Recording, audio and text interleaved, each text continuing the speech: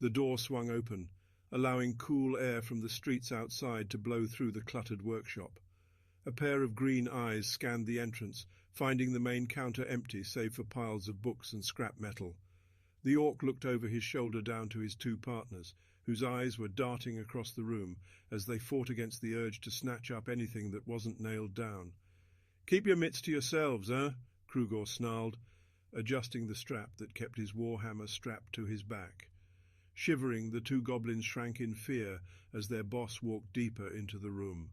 The door closed behind them, muffling the sounds of the busy streets outside, replaced by a rhythmic thumping that reverberated through the shop.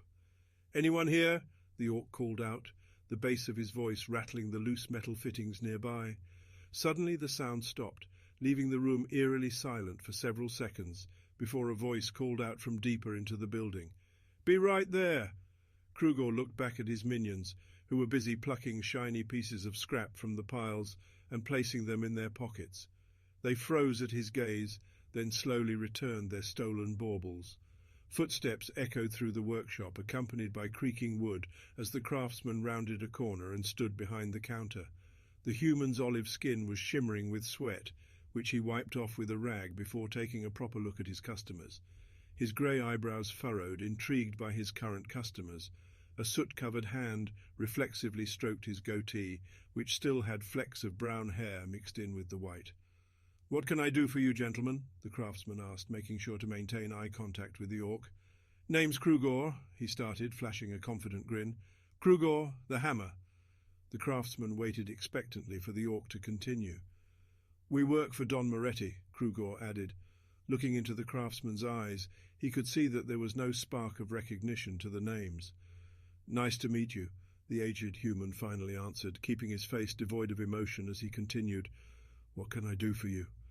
The orc cleared his throat, feeling a sense of irritation flow through his body. There was no way the man didn't know who the local criminal boss was, or at least he had never encountered anyone who didn't. Taking several steps forward, the orc towered over the shopkeeper, looking down at him before speaking. "My boss needs a construct for the fights, and we hear that you are the best artificer this side of the river," Kruger explained. The human looked up at him, his aging eyes showing no sign of fear. "While I appreciate the compliment, I don't make automatons for fighting, and my commissions are closed," the craftsman said, crossing his arms as he finished. Kruger's face contorted as he flashed through several emotions all at once. "Ha ha," he laughed. "I like your attitude, old man. You're a brave one, I'll give you that. As much as I want to cave your face in with my hammer, my boss made sure to send me plenty of gold for you." The orc reached to his belt, removing a small brown bag with silk drawstrings and tossing it onto the wooden countertop. Despite the orc's words, the bag didn't jingle as it landed. "I told you, my commissions are closed at the—" "Just look in the damn bag already," Krugor growled, pointing his finger at it. The craftsman reached down and lifted the sack, tugging at the opening until the strings loosened. Looking into it, all he could see was blackness. Confused, he reached his hand inside and felt the familiar surface of cool metal. He removed the hand, bringing with it a fistful of gold.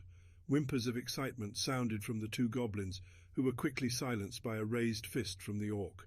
Gold light reflected on the craftsman's face as he inspected the coins. They were real gold, all right. As he confirmed their authenticity, he turned the bag upside down, conjuring a stream of gold and gems that piled onto the counter from the mouth of the magical bag. Running his fingers through the pile, he picked up an emerald and looked through its perfectly cut and polished surface. As he inspected it, the orc's face came into view from within the gem, darkening his already green skin as he took in the human's reaction. "Is that enough gold to open up your commissions?" Krugor asked, his grin showcasing his sharp canines. The craftsman looked back and forth between the orc and the pile of treasure for a long moment, allowing the sounds of the busy street outside to creep back in as he pondered. "When do you need it by?" the craftsman asked. The craftsman wiped sweat from his brow as he finished pouring the molten metal into its mould. Reaching over to the magical bag, he grabbed another handful of gold and dropped it into the crucible, watching the coins melt into liquid as the imperfections manifested as slag on the surface. He repeated this process several times until he was satisfied with the amount of golden wires he had produced.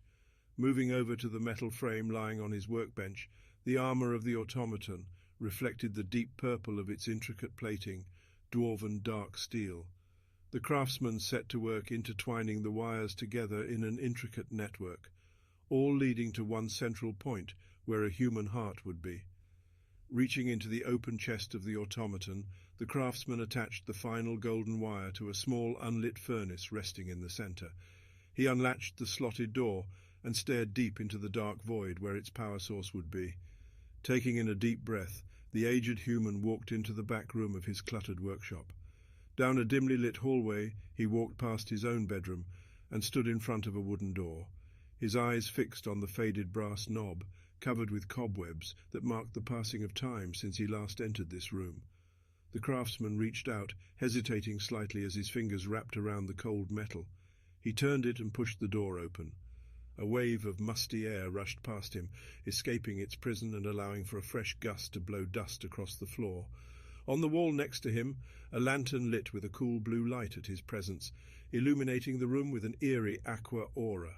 The craftsman could feel his stomach churning at the sight of the small bed that sat in the corner of the room, still unmade from the last time its owner had rested on it.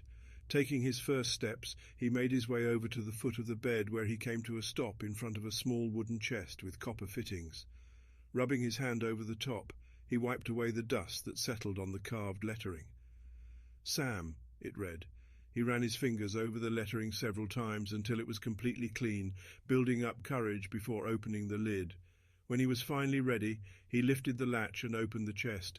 Inside was mostly untouched by the passage of time, save for the moth-eaten strips of fabric that remained of some clothing.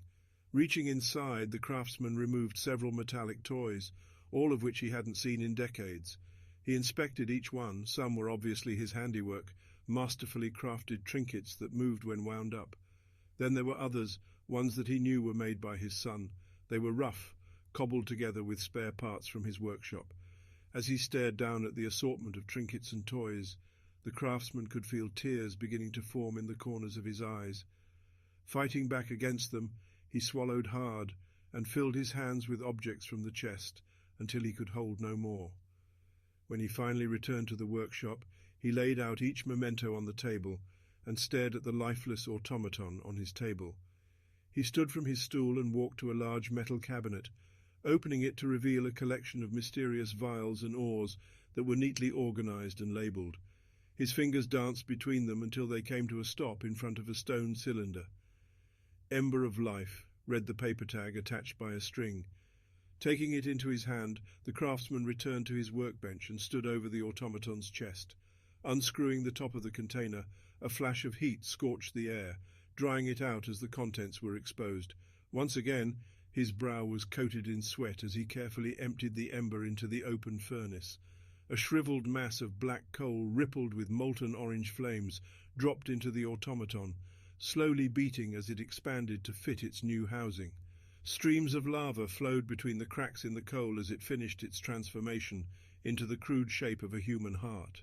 Though it beat rhythmically inside its cage, the craftsman could tell that its flame needed to be fed. Reaching over to his lineup of trinkets, he plucked the first one into his hand and cranked the key. Small wings beat as the tiny thopter tried to lift from his hand and fly around the room. Despite his better judgment, he let go, allowing it to take flight, making several circles over his head before fluttering back down. He caught it, remembering the first time he had held it with hands that were far less wrinkled. Closing his eyes, he positioned the toy over the open furnace and dropped it in. Flames roared to life as the cloth wings burned and the metal melted, fueling the heart and causing its beating to become stronger. He continued this process until each of the trinkets was fully consumed by the ember, whose flames were pulsing out of the open chest of the automaton. Using a long set of tongs, he closed the door, sealing the fiery beating heart in its cage. Wiping away the sweat, he moved over to the head of his creation, whose face was expressionless despite having masterfully sculpted human features. The craftsman placed his hand on the cold metal of the automaton's forehead and closed his eyes as he began the incantation. A ghostly blue light emitted from his fingers, quickly reaching across the dark purple surface of the dark steel armor until it was fully encased. As the craftsman chanted, Flames erupted from the slits in the furnace door, followed shortly after by an intense golden glow that spread through the tangled wires lining the inside of the metallic body. The craftsman could feel the dark steel surface heating as magic flowed through the circuit and up to the head where it would be completed. When it finally did, the metal eyelids of the automaton fluttered for a moment before opening. Inside the sockets were two metal orbs, intricately crafted to resemble human eyes, and both were filled with the same blue glow of the craftsman's magic. He stared into the blue orbs of the automaton for a long moment, watching as they blinked several times, like someone who had just woken from a deep dream. "Father," a flat voice reverberated from the construct's mouth. Unable to hold back any longer, tears streamed down the craftsman's cheeks, splashing on the hot metal surface of the automaton and slowly evaporating. His chest heaved as sobs overtook the air in the craftsman's lungs. A warm hand reached up and touched his cheek, wiping away a stream of tears from the old man's face. "What's wrong, father?" the automaton asked, a look of childlike concern on its metallic face. Bits of rubble rained down on the audience as the automaton's fist shattered yet another piece of the stone golem's body. Cheers erupted from the stands, despite the injuries that a few of the watchers sustained. It was part of the experience after all. A fluorescent white light illuminated the circular arena, where the two combatants traded blows once more. The dark armor of the craftsman's construct showed little damage, despite the many hits it had taken during the tournament. On either side of the arena, there were two dugouts each containing the team that controlled and supported the constructs. Behind the stone golem, a blue-robed wizard stood and watched in disbelief as his conjured creature was slowly being turned into rubble. Directly across from him, the craftsman watched with crossed arms as his creation parried a strike from the golem and responded with a solid punch to its center mass. The stone cracked, allowing silver light to seep out of the spaces between, leaking out the magical force that kept the creature together. Sam carefully watched the golem's movements, anticipating another right hook and preparing himself to deflect it. Despite the lack of need to, he blinked reflexively, and in the second where his metallic eyelids had lowered, the golem's left arm was already mid-swing. His balance was thrown off by the sudden change in tactics, and the attack connected with his face, sending him rocketing back with his feet still firmly planted. The weight of his body was enough to keep him upright, though the shock of the hit shook his metallic body to its core. Blinking several times, Sam refocused his attention on the opponent, realizing that the left hand of the golem had shattered, further disarming the creature. He could feel the air shifting in the room as the crowd cheered, "Sam! Sam! Sam!" He looked back at the craftsman, his father, and waited for a command. "Finish him!" someone shouted. His father nodded. Sam felt his heartbeat pulsing, the magical flames begging to be released. Clenching his fists, the dark steel began to glow as it heated to temperatures that even rock couldn't withstand. Lowering his stance, Sam pushed off the ground, the sheer force of his jump leaving a crater in the ground as he barreled toward his target. With the arc of his jump, he could see the expression on the wizard's face turn from worry into terror as his fists made contact with the golem. Each punch shattered more of the enemy's body, and what didn't fall away was melted down into superheated rock that dripped into piles on the floor. Within seconds, the wizard's conjuration was reduced to slag and rubble. The arena was filled with dust, obscuring the final strike and leaving the crowd quiet as they waited to see the damage. When it finally cleared, the audience erupted into cheers as Sam was announced as the winner. He walked back towards his father, who released the breath he had been holding. "Did I do well, father?" the metallic voice asked. The craftsman looked up at the towering automaton, the sum of his life's work, and smiled. "You did amazing, Sam. I'm just glad you're okay," he said, putting his wrinkled hand on his son's arm. As the crowd died down and the arena emptied out, 3 familiar figures approached them. "Wonderful!" Krugor shouted, clapping his meaty hands together as he cleared the distance between them. "The boss is happy, and the crowd got a great show." The craftsman shifted his vision from the orc to the 2 goblin lackeys who were excitedly scanning the ground for fallen coins or mistakenly discarded winning tickets from bets. "Thanks," he responded, crossing his arms and praying that the conversation would end quickly. Krugor moved closer to Sam, who was still a head taller and several inches wider than the hefty orc. He walked around the automaton several times, inspecting him and knocking on the dwarven dark steel armor. "I have to say you didn't disappoint, old man. That's some fine craftsmanship, and the results, well, they speak for themselves," he said, gesturing to the arena. Sam watched his father's eyes, feeling the tension in the conversation building. "Well," Kruger continued, "we'll take it from here. The boss wants to have a look at Sam himself, maybe put him to work around the house." "That's not going to happen," the craftsman said with a cold tone. "Sam must stay with me. He needs regular maintenance." Kruger's face contorted. It was obvious he wasn't used to being told no. "I don't think you understand, old man. This thing belongs to the boss. He paid for it, so it's his," Kruger informed him, sneering at the craftsman and making sure to show his teeth. "I don't think you understand," Sam chimed in, grabbing the orc's arm and squeezing it. Kruger's eyes widened in surprise at the automaton's voice, accompanied by a wince of pain, as Sam's grip tested the durability of his bones.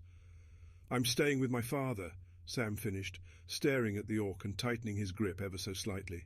"I get it," Kruger shouted, gritting his teeth as he resisted the urge to pull away. Sam released him, leaving the orc to rub his wounded arm gingerly as he sneered at them. "The boss isn't going to like this," he warned. "Tell your boss whatever you have to, but I'm keeping Sam with me," the craftsman said. Looking over to Sam, Kruger weighed his options until his resolve faded. He turned around and began walking towards the exit. "I'll see you at the next fight," he said, slapping one of the goblins on the back of the head to catch its attention. "You're not off the hook just yet." The arena emptied completely, save for the few crew members who were busy cleaning the stands. Sam and his father exchanged a glance, accompanied by smiles that mirrored one another's. "Let's go home," the craftsman said, extending his hand out to the automaton. Sam took it, and the two walked the empty streets back toward the workshop.